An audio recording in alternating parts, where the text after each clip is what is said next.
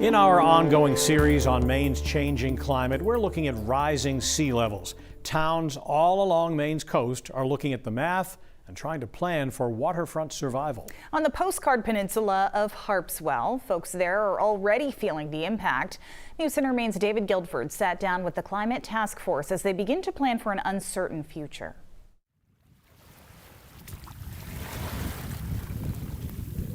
We realized that if we were going to do anything, we really needed to start here.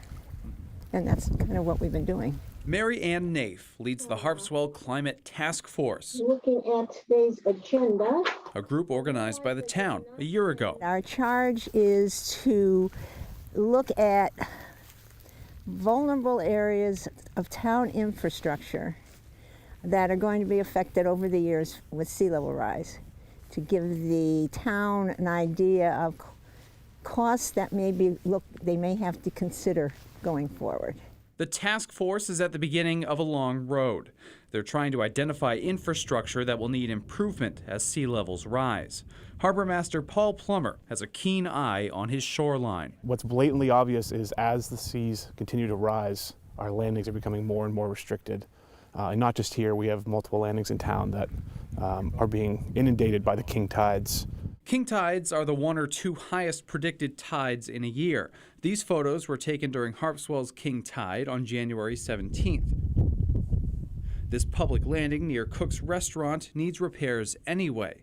Now, they're trying to make it climate change resistant as well. Well, it sounds like they're doing the right thing by starting the planning process now. Jamie Carter works in Maine for the National Oceanic and Atmospheric Administration, or NOAA. You'd come over the Ewan Narrows Bridge. On the same day we visited Harpswell, NOAA released a report predicting Maine will likely see 8 to 12 inches of additional sea rise by 2050. That amount of rise by the year 2050 is going to mean that we're going to see recurring flooding, high tide flooding, sunny day flooding recurring much more frequently. It could be, a factor of 10 times greater than what we're seeing already.